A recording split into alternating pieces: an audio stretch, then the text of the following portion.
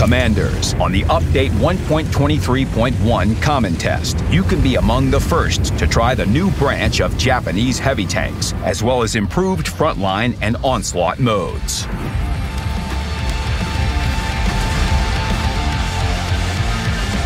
The release of update 1.23.1 brings a new onslaught launch, Crimson Pegasus.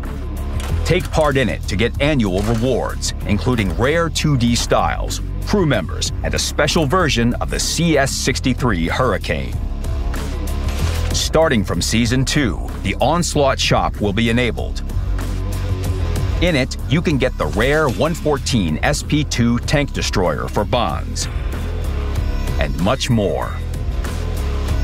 Onslaught will put you in dynamic battles with new modifiers and an expanded map pool.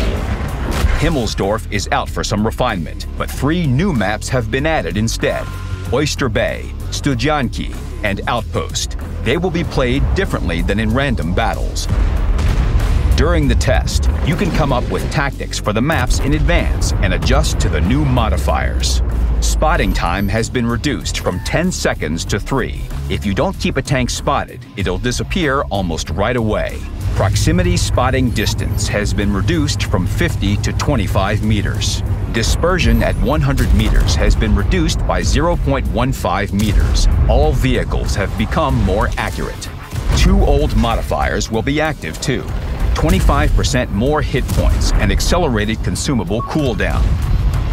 Remember that the modifiers work only in Onslaught and don't affect other modes. You don't need to purchase or activate them. They're always enabled for everyone. There have also been a lot of small changes and additions. Onslaught will be available for the entire testing period. Prepare to win. Frontline has undergone some changes too. Meet the Dynamic Battle Scenario System. Now it brings together the 3 combat reserve scenarios you've seen before. For each battle, 1 scenario is randomly selected. The first is Standard Battle with regular frontline rules. The second is Operational Support, which accelerates the cooldown of combat reserves. You can now use them more frequently, which increases battle dynamics and expands your capabilities. The third scenario is Twist of Fate, where players select one of 2 random reserves when they reach ranks. This will allow you to adapt to the situation and use combinations of similar reserves if you want. Putting a reserve into a slot in the garage increases the chance of it dropping in the Twist of Fate scenario, while purchasing it for frontline tokens increases its level in battle. We hope you like the new dynamic scenario system. It will add diversity to frontline and make each battle special.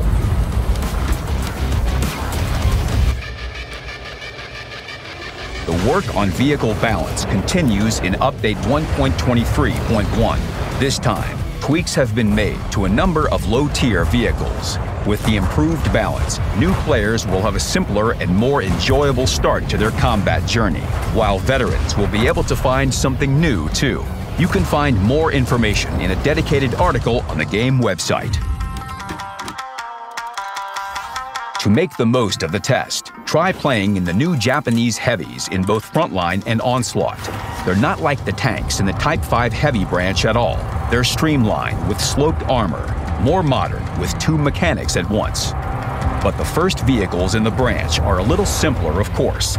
The Mitsu 108 is an experimental 3-turret tank, clearly inspired by the Soviet T-28, but much heavier. The next is the Type 3 Zhunu. It was the result of Japan purchasing and studying the Tiger I tank model, with the aim of creating something similar. This led to the creation of a heavier version of the well-known Cheeto tank, but with armor. The Type 4 Zhuto is a further development of the same project, but with even more sloped armor and screens, before it became mainstream. Next, the ideas make a big step forward. The Type 57 was developed under the influence of the IS-3 tank. The type is similar to Soviet post-war vehicles with its armor layout and big gun caliber. But there's one big difference. The Type 57 is equipped with an experimental gun cooling system. It allows the gun to fire more accurately if you wait a little after the reload. The second aiming circle shows this improved accuracy, which starts working as the gun cools down. There are no switchable modes. The improved accuracy activates by itself. So you can choose between firing right away when the gun's ready, which can be helpful in close combat, or sacrificing some damage per minute for an accurate shot from a range or at a small weak spot. This mechanic lets you adapt to the situation and remain effective at any range. Next up is the Type 68, which started the new school in Japanese tank design. In addition to its cooling system, this versatile heavy tank is also equipped with hydro-pneumatic suspension. It activates automatically at low speed, turning its -7 degrees of gun depression into -12. On steep terrain, these tanks feel as comfortable as the STB-1. Finally, the branch's crown jewel is the Type 71. It can get out of any sticky situation thanks to a balance of frontal armor and mobility.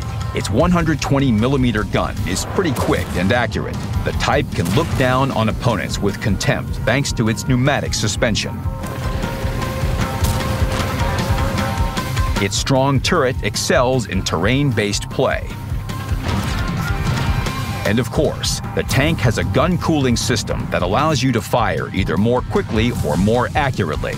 That's for you to decide. The mechanic doesn't limit you though, because the vehicle's stabilization and accuracy are good enough, even without cooling. But bear in mind its mediocre reverse speed and thin sides. Also, don't tilt the hull too much to avoid getting hit in the turret roof. Then you'll see the Type 71 in all its glory. That's it for now. Download the Common Test client.